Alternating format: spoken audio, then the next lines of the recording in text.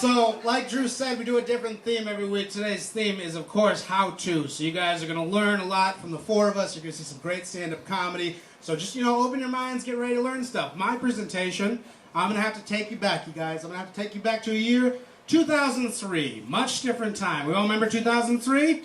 Oh, man, what a crazy time, right? We were so afraid of Dick Cheney. We gave Eminem an Oscar. What were we thinking, right? We were out of our minds. Now, there's a movie that came out in 2003 that I'd like to talk to you about called How to Lose a Guy in 10 Days. Who's seen it?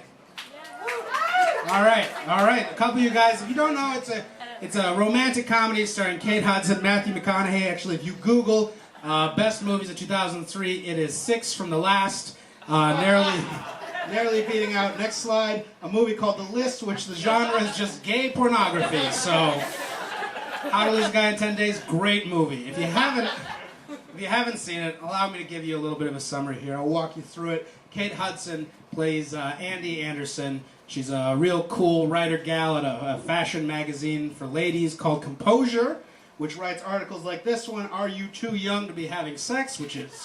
That's got to be a one-word answer, right?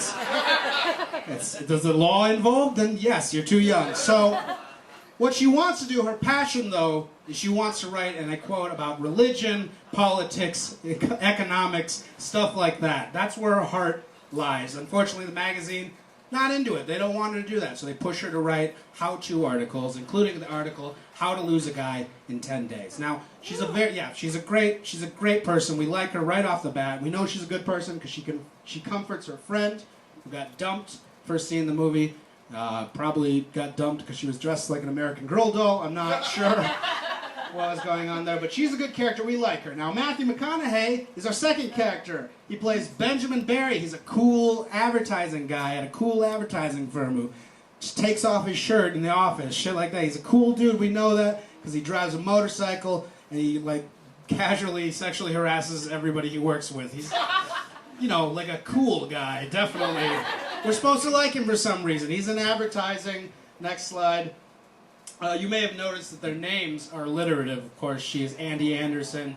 He is, Benjamin. But you know the screenwriter, jerked off just on that. He was just like, this is genius. And then he put no more thought into the rest of the script, as you will see. So, what happens is Matthew McConaughey really wants to score a big account for diamonds. Now, just real quick, here are the statistics for the number of deaths from blood diamonds in the year 2003. So that's our hero.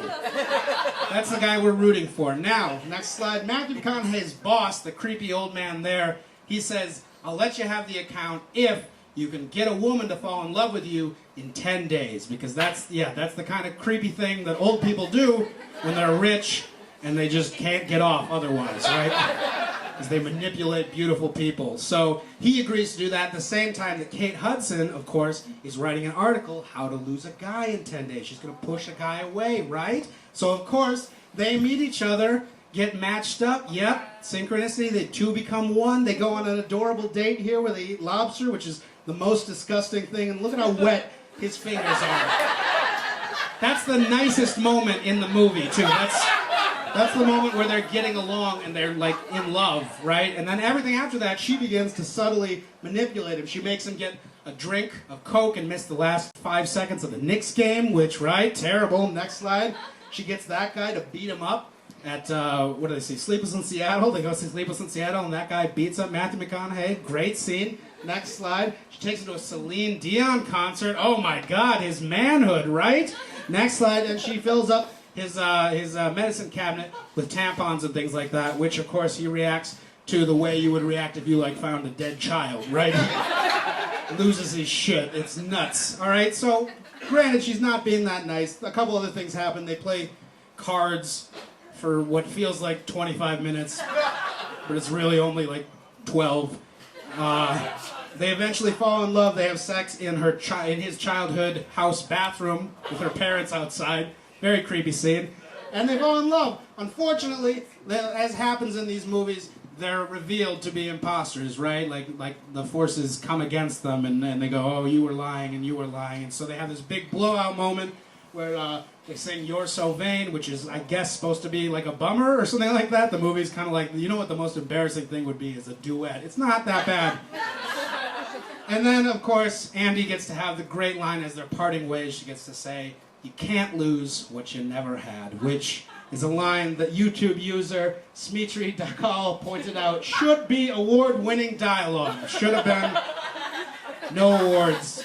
So she publishes the article, How to Lose a Guy in 10 Days, as planned, except he reads it, and it's all about how heartbroken she was. She lost a guy, but it was the only guy she'd ever loved. What a bummer. This causes him to drive his motorcycle through New York City, catch up with her, they kiss, happy ever after. Cool. Now, couple problems with this movie. Couple problems right off the bat. Problem number one is, of course, this plot has been used like a million times, right? Second problem, they're in New York City. That is the only black character in the entire movie. He has one line, and it's yes. And it's because somebody asked him to do something. Real fucked up. Not New York City at all. Okay, so here's the real problem with this, though. 10 days in New York City is a long and expensive time, right? That is an unreasonable amount of time to do anything. I don't know if you know this. And granted, they have nice jobs, but what are we supposed to do, right? Look at you guys. You're poor like me. Look at this shit. Look at that. Look at that string. My leg's falling apart. It's my birthday. Next slide. So. No, all right. That was cheap. I'm sorry.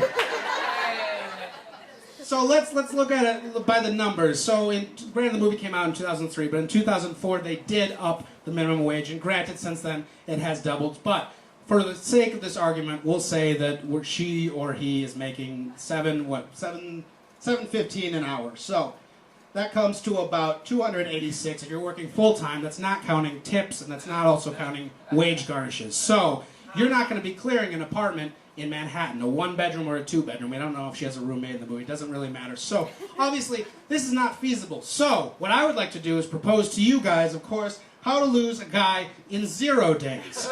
Much more economically feasible situation, right? Here we go. Step 1, never ever fall in love with anybody. Just don't do it. Love is a lie we tell to babies to make them stop crying. Doesn't mean anything, right? If love was real, why do I have a Spotify playlist that's just Elliott Smith? Love is a lie, you guys. That is how to lose a guy in 10 days, but in